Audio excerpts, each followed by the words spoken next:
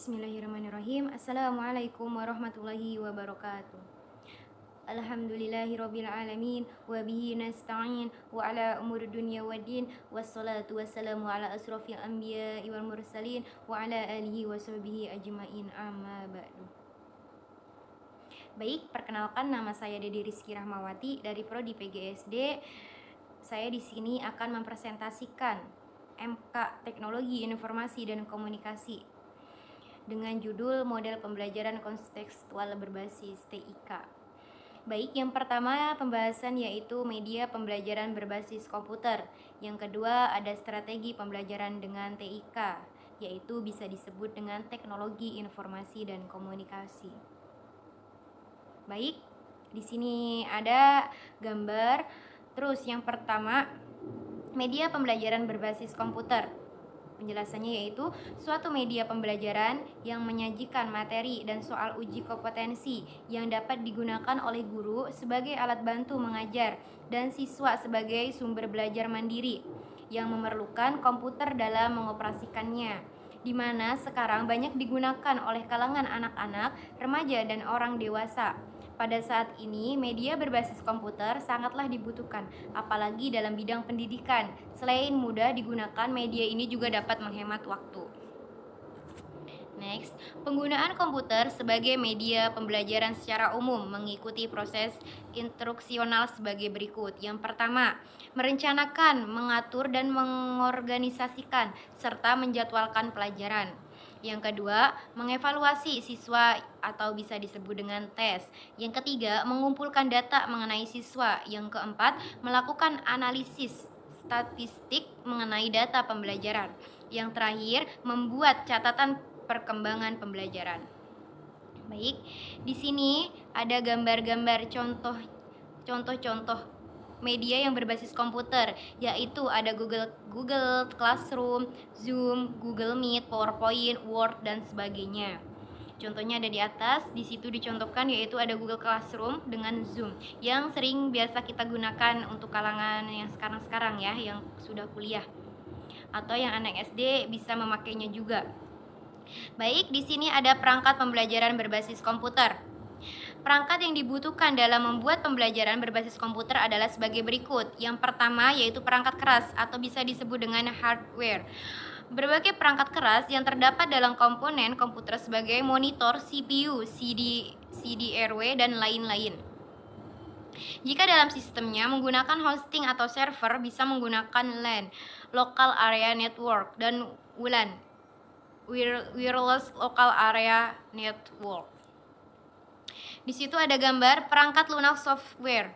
Terdiri dari program-program pendukung dan dalam pembelajaran seperti Microsoft Office, pengolahan grafis, Corel Draw, Adobe Photoshop, Adobe Illustrator, dan lain-lain.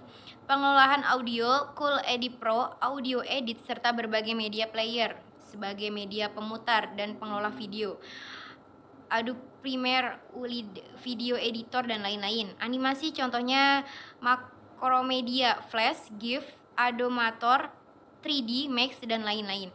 Di situ yang biasa kita gunakan, saya kasih contohnya yaitu Microsoft Word ya, Microsoft Office. Di situ ada Microsoft Word, Microsoft Excel, PowerPoint, dan lain sebagainya. Di situ juga ada media player yang sering kita gunakan, yaitu contohnya ada di atas. Dan yang terakhir yaitu animasi editor. Next, yaitu yang ketiga yaitu ada brainware, perangkat lunak yang digunakan untuk membuat program pengajaran berbantuan komputer disebut authoring software. Perangkat lunak authoring berbagai bahasa program yang dipakai dalam pembuatan pembelajaran berbasis komputer adalah tinggi seperti Basic, Pascal, Fortran, dan lain sebagainya. Ya, jadi kalau di sini perangkat lunak itu harus tinggi basicnya ya, Pascalnya, Fortran, dan lain sebagainya. Next, di sini ada pengemasan materi pelajaran melalui komputer.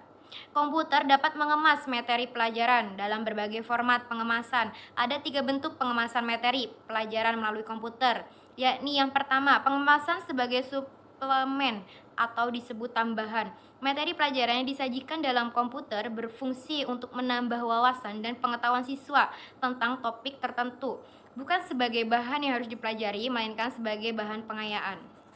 Baik, yang kedua ada komplement atau disebut dengan pelengkap. Materi pelajaran dikemas dalam komputer sebagai bagian yang tidak terpisahkan dari materi inti. Dengan demikian, ada semacam keharusan bagi setiap siswa untuk mempelajarinya. Walaupun sifatnya hanya pelengkap, namun diyakini dengan mempelajarinya akan menjadi penguatan bagi setiap siswa yang mempelajarinya terdapat topik ini.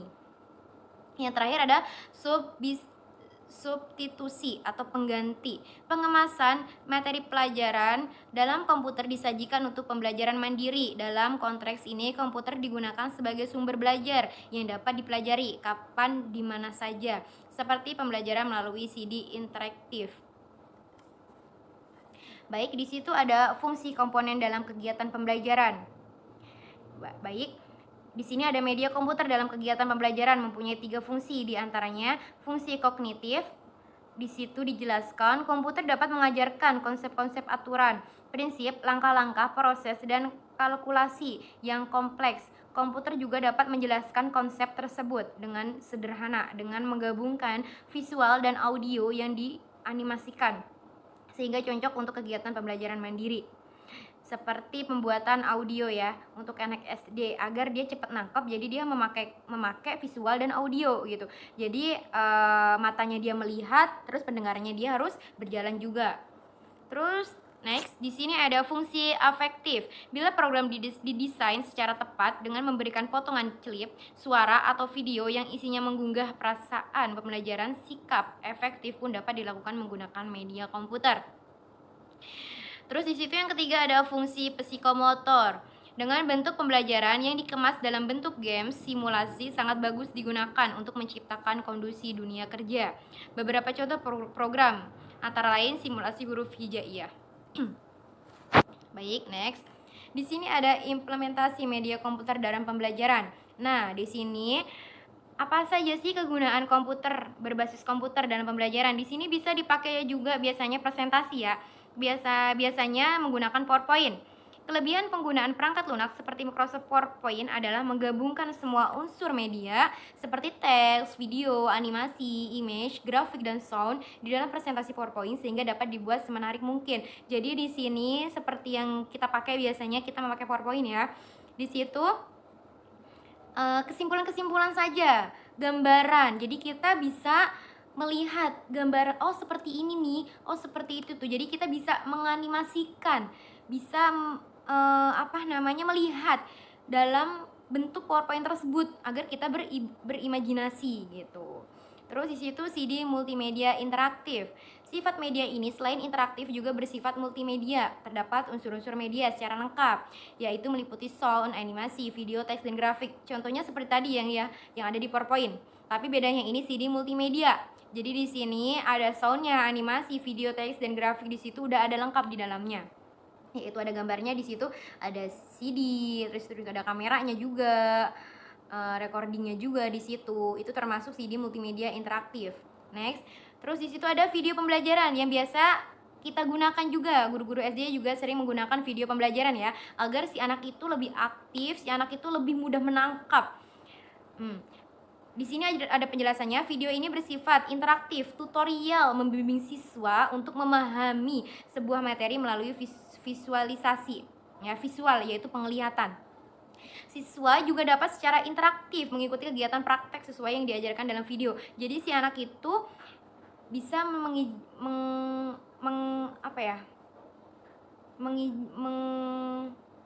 mengijimanisikan ya, atau menghayal gitu ya, yang biasa sering digunakan gitu itu si anak menghayal. Oh ini nih video ini diajarkan untuk begini, video ini mengajarkan kita untuk begitu gitu ya. Penggunaan CD interaktif di SD cocok untuk mengajarkan suatu proses, misalnya cara menyuburkan pada tumbuhan, teknik okulasi, pembelahan sel, dan lain-lain. Baik, yang keempat itu ada internet. Pemanfaatan internet sebagai media pembelajaran mengondisikan siswa untuk belajar secara mandiri. Para siswa dapat mengakses secara online dari berbagai perpustakaan, museum, dan mendapatkan sumber primer tentang berbagai peristiwa sejarah, biografi, rekaman, laporan, data, statistik. Baik, di sini ada kelebihan media berbasis komputer ya. Yang pertama, peserta didik belajar sesuai dengan kemampuan dan kecepatannya dalam memahami pengetahuan dan informasi. Yang kedua, peserta didik dapat melakukan kontrol terhadap aktivitas belajarnya. Yang ketiga, peserta didik menentukan kecepatan belajar dan memilih urutan kegiatan belajar sesuai dengan kebutuhannya. Yang keempat, membantu peserta didik yang memiliki kecepatan belajar lambat, slow, ya biasanya itu dia tuh susah untuk menangkapnya atau lambat dalam penangkapannya, agar belajar efektif karena kemampuan komputer untuk menanyakan kembali informasi yang diperlukan. Ibaratnya tuh kayak si anak itu mengulang-ulang video tersebut gitu. Dengan adanya tanpa video, dengan mendengarkan guru saja si anak kadang lupa gitu. Si anak kadang, oh gurunya tuh ngomong apa sih gitu. Nah, dengan adanya visual ini, komputer ini, dia bisa mengulang-ulang kembali pelajaran apa yang sudah dikasih gurunya tersebut gitu. Terus ada memacu efektivitas belajar bagi peserta didik yang lebih cepat ya. Nah, di situ peserta didik yang lebih cepat itu juga dia bisa mengacu efektivitasnya, belajarnya menjadi lebih aktif lagi, menjadi lebih rajin lagi ya. Terus di situ ada juga kekurangannya media berbasis komputer. Yang pertama, memerlukan biaya yang relatif tinggi dalam pengadaan, pengembangan program pemeliharaan, perawatan komputer untuk pembelajaran yang meliputi perangkat keras ya, hardware dan perangkat lunak software. Di situ juga ada, kalau memakai berbasis komputer itu biasanya itu emang hemat bukan menghemat, gimana ya, menghemat waktu, tapi di situ dia juga boros dengan tinggi pengadaannya gitu kan, pemeliharaannya juga dia harus dirawat juga, perawatannya juga harus dirawat gitu. Yang kedua, program komputer memerlukan perangkat keras dan perangkat lunak dengan spesifikasi yang sesuai compatibility-nya, sehingga antara hardware dan software itu terhindari compatibility gitu, jadi tidak rusak gitu, agar tidak cepat rusak gitu ya. Terus 3, mendesain atau merancang dan memproduksi program komputer untuk pembelajaran tidak mudah, melainkan memerlukan kegiatan intensif yang memerlukan banyak waktu dan keahlian khusus. Jadi kita harus bisa memperdalami agar kita bisa ahli dalam bidang tersebut. Keempat, keterbatasan infrastruktur pemanfaatan jaringan komputer dalam sistem pendidikan di Indonesia. Yang terakhir, mengalami kendala dalam hal sumber daya manusia seperti masih tingginya tingkat komputer literacy, yaitu sikap yang masih enggan mencoba komputer sebagai sarana untuk memperoleh informasi dan pengetahuan. Jadi si anak itu jarang percaya gitu kalau seandainya komputer itu dia tuh sangat banyak informasi dan pengetahuan yang ada di dalamnya tersebut gitu. Kekurangannya itu si anak itu kudet ya, ibaratnya kudet itu dia tuh nggak mau belajar, dia tuh nggak bisa, tapi dia tuh nggak mau belajar dalam mengaplikasikan sebuah komputer tersebut. Itu baik. Di sini yang keduanya tadi ada penjelasan ya, yaitu strategi pembelajaran berbasis TIK, yaitu teknologi informasi dan komunikasi. Belajar menjadi mudah dan menyenangkan. Jadi dengan adanya strategi pembelajaran dengan TIK, jadi kita belajar lebih mudah dan menyenangkan gitu ya. Di situ banyak game, belajar banyak dengan menyanyi, dengan game gitu kan ya. Terus, kapan saja sih seseorang dikatakan belajar? Ketika terjadi interaksi antara pembelajar dengan sumber belajarnya ya. Jadi kita dikatakan kita belajar itu kalau kita ada sumber belajarnya gitu ya. Baik, next. Di sini teori belajar behaviorisme. Proses pembelajaran terjadi sebagai hasil pengajaran yang disampaikan guru melalui atau dengan bantuan media, alat media ya. Seperti HP, kayak PowerPoint gitu ya. Terus teori belajar konstruktivisme. Media digunakan sebagai suatu yang memberikan kemungkinan siswa secara aktif mengonstruksi pengetahuan ya. Yaitu Kozma 1991. Media dapat dibedakan dari teknologi mekanik, elektronik, bentuk fisik, sistem simbolik, karakter alfa-numerik, objek, gambar, suara, serta sarana yang digunakan, radio, video, komputer, dan buku ya. Jadi kita menemukan pembelajaran itu dari beberapa sumber, banyak sumbernya. Bisa dari radio, bisa dari video, bisa dari komputer, bahkan buku. Yang jarang kita pegang itu yaitu menghasilkan sumber media ada di situ semuanya gitu, tanpa menggunakan kita sosmed, di buku itu sebenarnya sudah ada gitu. Tapi kebanyakan anak sekarang itu menggunakan internet, sebentar-bentar internet gitu ya kan. Dan jarang buku itu disentuh gitu kan ya. Terus, kondisi prasyarat gaya belajar di situ ada visual yaitu penglihatan, audio yaitu suara, pendengaran atau kinestetik ya. Jadi situ disatukan antara penglihatan dan pendengaran gitu. Terus yaitu kondisi persyarat Anderson 1981. Banyak siswa merasa mudah memproses informasi yang berbentuk visual, sementara siswa lainnya merasa mudah bila ada suara. Tetapi ada pula sebagian siswa yang merasa mudah apabila sumber informasi disajikan dalam bentuk teks. Nah, jadi di sini namanya anak-anak itu kan banyak sifatnya ya. Ada yang mempunyai sifat dia itu belajar dengan cara dipraktekkan, dia tuh belajar dengan cara penglihatan, tapi dia dengan pendengarannya tentang penghafalannya dia tuh susah gitu. Dia tuh lebih langsung bisa cepat nangkepnya kalau langsung dilihat gitu. Ibaratnya PPT gitu kan ya, ada PowerPoint, ada bentuk gambar, si anak itu tuh gampang lebih mudah menangkap kalau seandainya dia itu dilihatkan gambarnya gitu daripada dia mendengarkan gurunya ya, malah dia nggak konsen gitu kan, namanya anak kan berbeda-beda sifat gitu ya. Terus yang lainnya, kondisi persyarat Gardner, kecerdasan kemampuan memproses informasi. Yang pertama logis matematis, kedua spasial, yang ketiganya linguistik, terus keempatnya kinestetik, keperangan, yang kelimanya musik, yang keenamnya interpersonal, yang ketujuhnya yang terakhir intrapersonal ya. Di sini model pembelajaran berbasis teknologi informasi dan komunikasi. Yang pertama, menimbulkan dan mempertahankan perhatian siswa ya. Jadi siswa itu tuh lebih memperhatikan gitu. Jadi itu siswa itu lebih gampang atau lebih masuk ilmunya itu kalau seandainya menimbulkan atau memperhatikan gitu gambar atau gurunya memperagakan hal tersebut gitu. Si siswa itu lebih gampang menangkapnya gitu. Terus menyampaikan tujuan pembelajaran, mengingatkan kembali prinsip konsep yang telah dipelajarinya. Ya, dengan adanya berbasis TIK ini, jadi si anak itu bisa mengingat kembali atau bisa mengulang-ulang kembali gitu ya. Menyampaikan materi, memberikan bimbingan belajar, memperoleh unjuk kerja siswa, memberikan umpan balik. Jadi umpan balik terhadap guru dan siswa ya. Jadi kayak ada tanya jawab, gurunya ngasih pertanyaan, siswanya yang menjawab gitu. Mengukur hasil belajar tersebut, memperkuat retensi dan transfer belajar. Di situ ada hal-hal yang perlu diperhatikan dalam menyusun strategi pembelajaran, yaitu ada SDM. Guru harus mampu mengoperasikan media yang akan digunakan. Dia akan mengoperasikan dalam bentuk proyektor gitu, dalam bentuk PowerPoint gitu kan ya. Terus infrastruktur yang ada harus mendukung media yang akan digunakan. Media itu harus didukung gitu.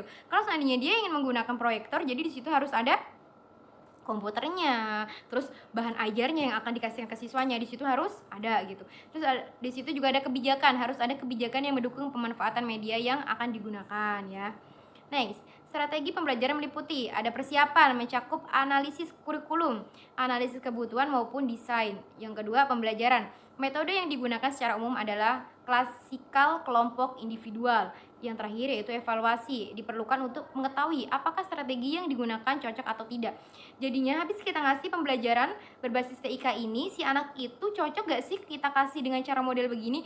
Kalau seandainya anak itu masih tidak cocok ataupun si anak itu masih belum bisa menangkap dengan pembelajaran kita masih bisa dengan cara lainnya gitu. Banyak cara-cara yang harus banyak cara-cara yang di komputer itu, dalam TIK itu, agar si anak tuh lebih paham apa yang kita sampaikan gitu. Banyak caranya, bisa memakai ruang belajar, bisa memakai animasi-animasi lainnya gitu kan ya, agar si anak itu bisa dapat cepat mencerna gitu apa yang kita sampaikan.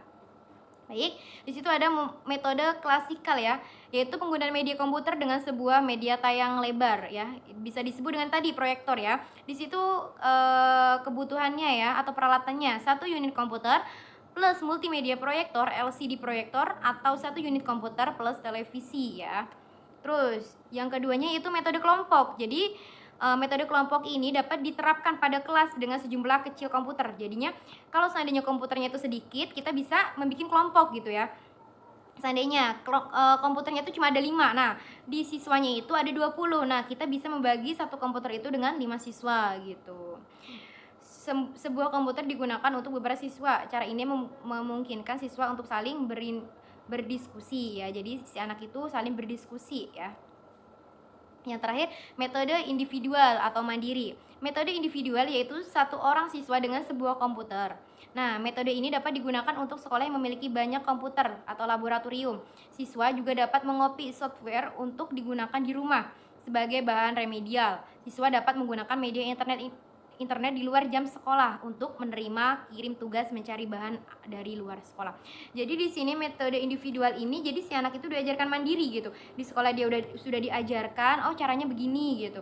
Dan di rumah dia akan mempraktekkannya dan si guru itu memberikan PR. Apa saja sih pembelajaran yang ada di komputer tersebut? Mencari tentang globalisasi atau mencari tentang perkembangan zaman sekarang, si anak itu lebih canggih ya yang ada di sebuah dalam komputer tersebut ya. Terus di situ ada kesimpulan ya yang terakhir. Sini saya jelaskan, penggunaan teknologi informasi dan komunikasi sebagai sumber dan media pembelajaran dapat melalui pemanfaatan perangkat komputer sebagai sumber dan media pembelajaran yang inovatif. Diharapkan dengan penggunaan sumber dan media ini dapat merangsang pikiran, merangsang minat serta perhatian peserta didik sedemikian rupa sehingga proses pembelajaran dapat berjalan dengan baik. Selain itu, proses pembelajaran akan lebih efektif karena penggunaan TIK sebagai sumber dan media pembelajaran memungkinkan teratasinya hambatan dalam proses komunikasi guru dengan peserta didik. Penggunaan TIK sebagai media pembelajaran dapat melalui pemanfaatan perangkat komputer sebagai media pembelajaran yang inovatif. Diharapkan dengan penggunaan media ini dapat merangsang pikiran, perasaan, minat, serta perhatian peserta didik sedemikian rupa sehingga proses pembelajaran dapat berjalan dengan baik ya. Jadi emang benar, kalau anak zaman sekarang itu lebih cocok kalau dia melihat langsung ya atau memperagakan langsung. Dia itu lebih jalan dibandingkan dia hanya dengar saja gitu. Kalau dengar kan memorinya cepat lupa ya anak zaman sekarang mah ya. Taunya main-main gitu. Tapi dengan adanya kita berbasis teknologi informasi ini, si anak gampang mengulang-ulang apa yang sudah diberikan oleh gurunya gitu. Terus sekian dan terima kasih, semoga bermanfaat. Syukron kasiron. Wassalamualaikum warahmatullahi wabarakatuh.